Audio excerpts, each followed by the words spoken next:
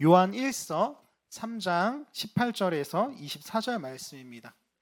요한 1서 3장 18절에서 24절 말씀 우리 함께 교독하도록 하겠습니다.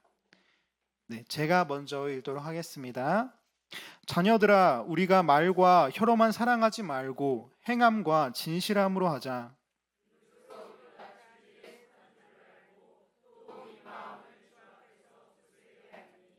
이는 우리 마음이 혹 우리를 책망할 일이 있어도 하나님은 우리의 마음보다 크시고 모든 것을 아시기 때문이라.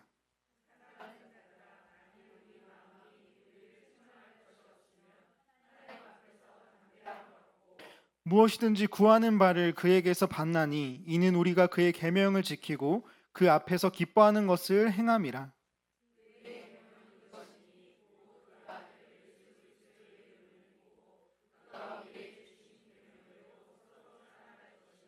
우리 함께 읽겠습니다.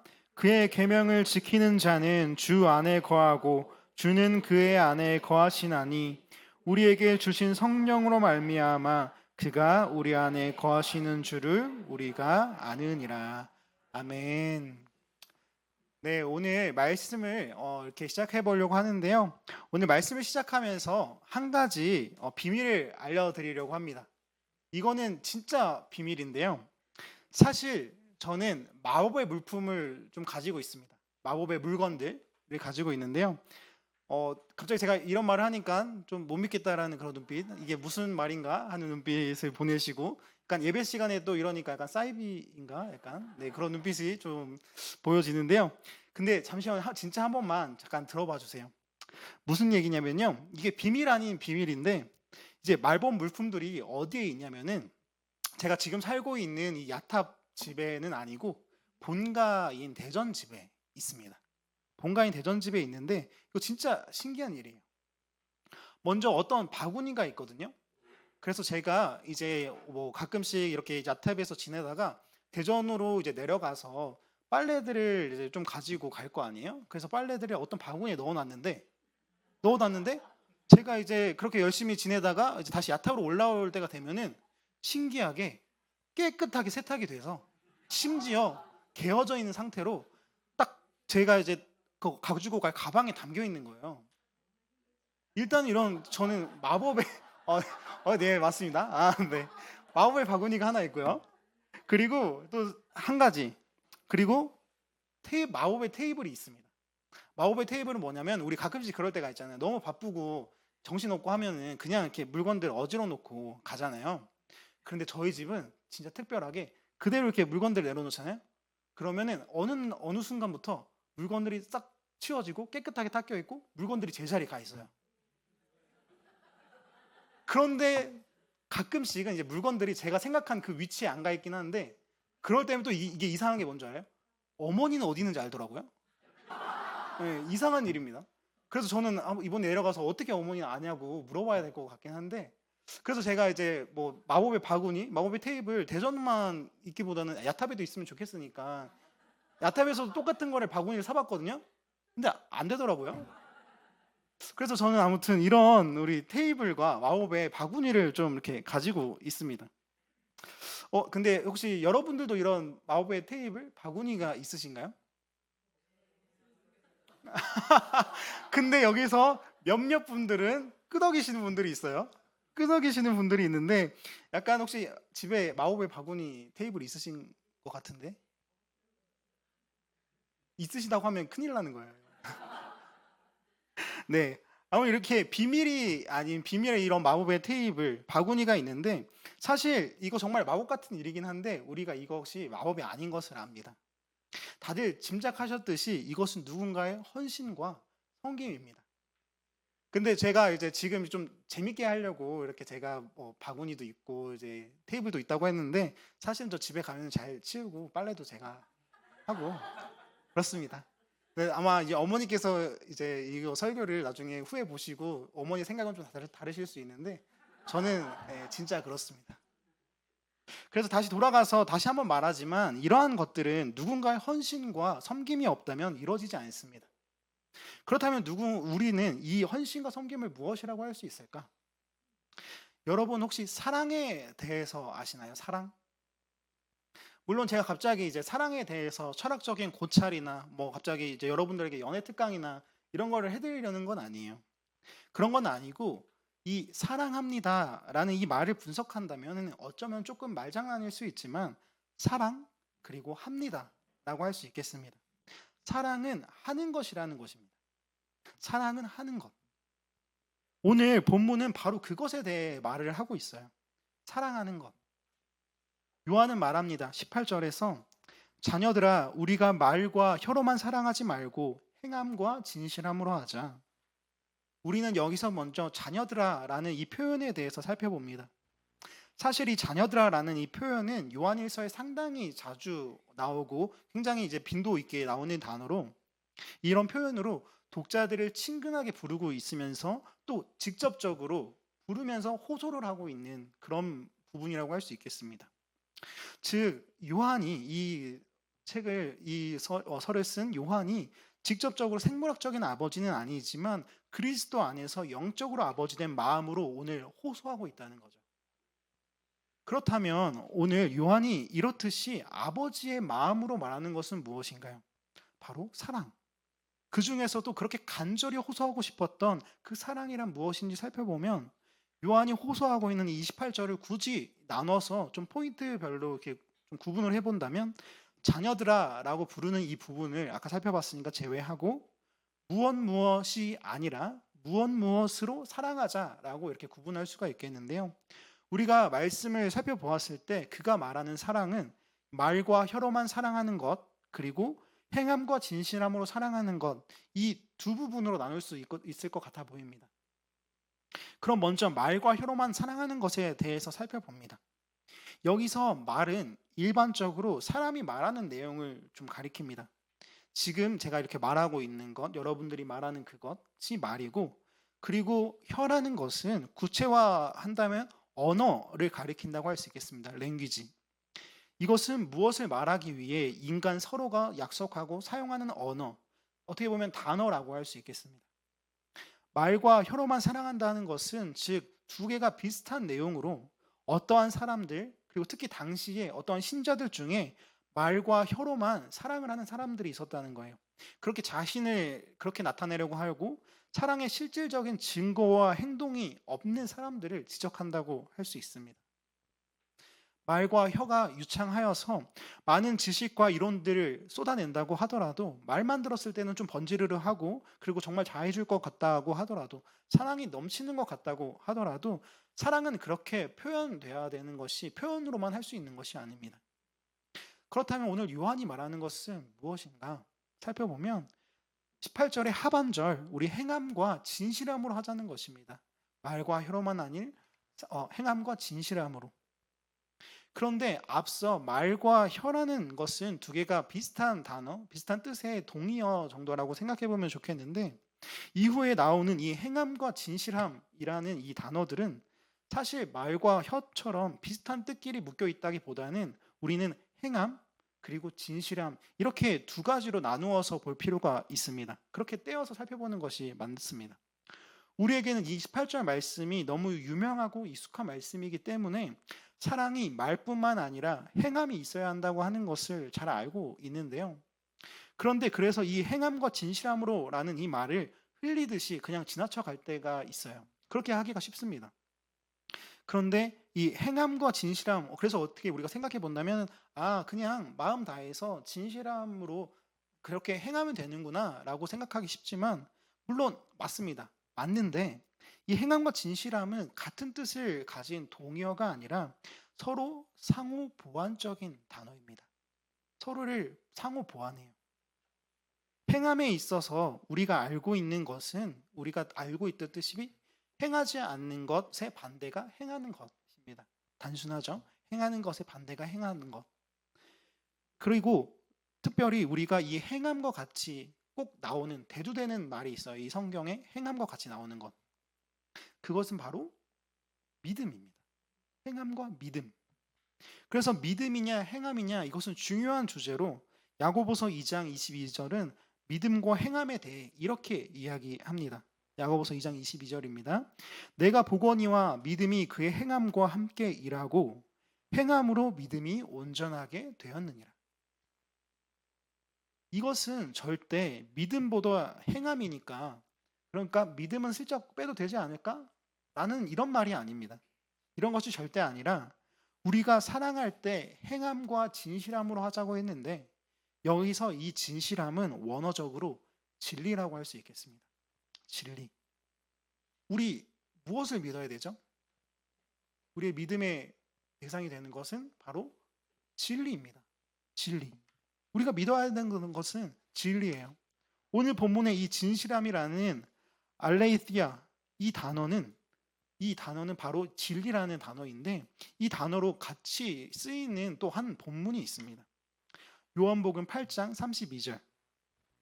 진리를 알지니 진리가 너희를 자유롭게 하리라. 오늘 예수님께서 말씀하신 이 진리가 또한 알레이티아입니다. 우리를 자유롭게 하는 것은, 그리고 우리를 구원하는 것은 어떤 다른 것을 믿는 것이 아니라, 어떤 맹목적인 믿음을 가지고 아무거나 믿는 것이 아니라 참 진리를 믿는 것입니다. 진리는 또 다른 말로 예수 그리스도, 그 복음이죠. 그래서 오늘 요한이 말하는 거예요.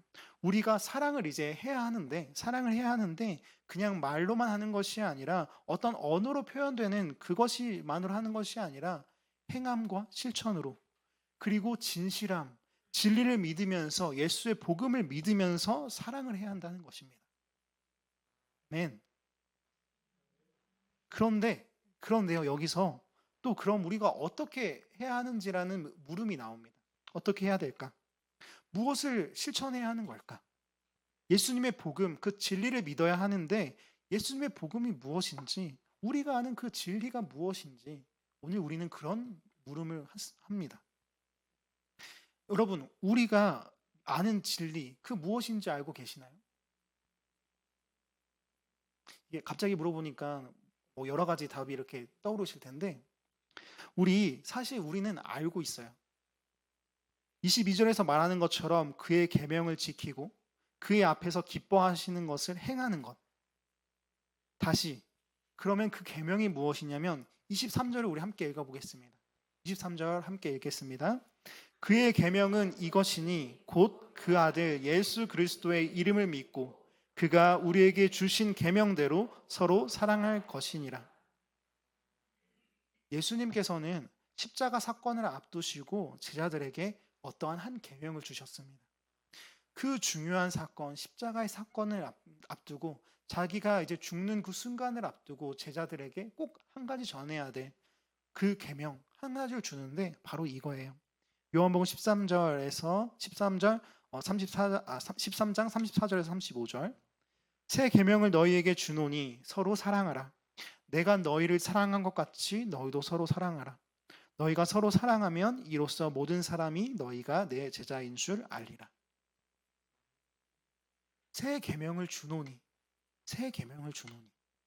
여기서 우리가 주목해야 하는 것은 바로 이 새 계명인데, 바로 이 사랑을 하기는 하는 건데, 그걸 어떻게 해요? 내가 너희를 사랑한 것 같이. 그것이 핵심입니다. 내가 너희를 사랑한 것 같이. 예수님이 제자들을, 예수님이 그 백성들을, 예수님이 우리를 사랑한 것 같이 우리가 사랑해야 합니다. 예수님의 사랑이 무엇인가요? 십자가 아닌가요?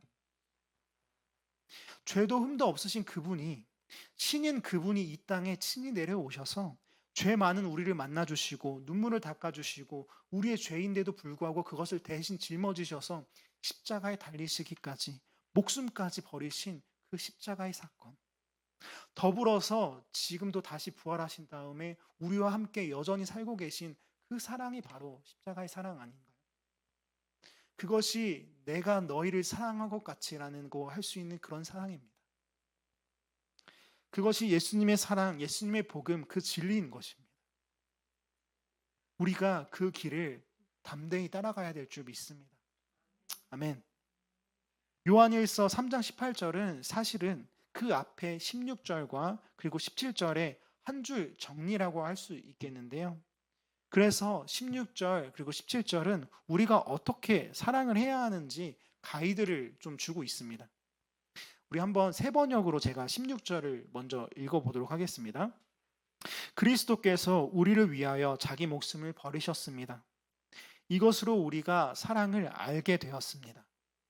그러므로 우리도 형제 자매를 위하여 목숨을 버리는 것이 마땅합니다. 여기서 이렇게 16절은 무엇을 말하는 거냐면 16절은 우리가 어디까지 가야 하는지를 말하고 있습니다. 그것은 그리스도께서 목숨을 버리셨듯이 우리의 형제 자매, 우리의 주위 사람들을 위해서 목숨까지도 버릴 수 있는 그 사랑까지 가야 한다고 오늘 말씀을 말하고 있는 것입니다. 우리의 사랑이 거기까지 가야 된다는 거예요. 그리고 17절, 누구든지 세상 재물을 가지고 있으면서 자기 형제 자매의 궁핍함을 보고도 마음의 문을 닫고 도와주지 않으면 어떻게 하나님의 사랑이 그 사람 속에 머물겠습니까? 17절은 우리가 어떤 것을 할 수 있는지 조금 더 구체적인 사례, 그 예시를 보여주고 있습니다. 형제 자매의 궁핍함을 보고 도와주는 것.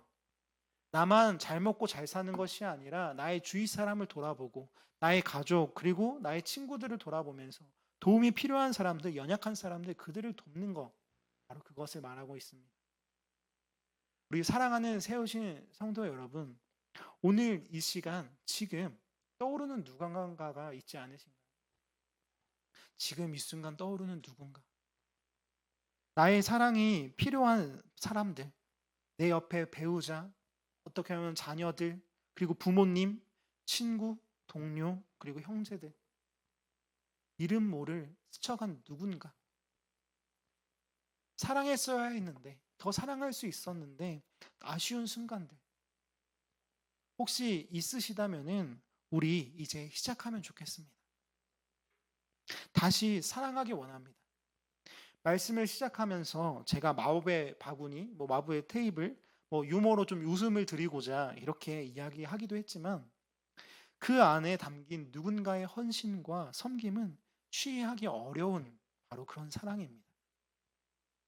내 자녀니까, 그리고 내 사랑하는 배우자니까, 사랑하니까 할 수 있는 겁니다. 내가 그렇게 섬길 수 있는 거예요. 오늘 우리 이것부터 시작하기 원합니다. 내 옆에 그 사람을 사랑하는 것, 내가 할 수 있는 무언가를 하는 것. 거창하지 않더라도, 크지 않더라도, 그죠? 내가 할 수 있는 것을 하는 것. 조금 더 희생하고 조금 더 섬기는 것. 예수님은 목숨까지도 버리셨는데 조금 더 사랑해 보자고요.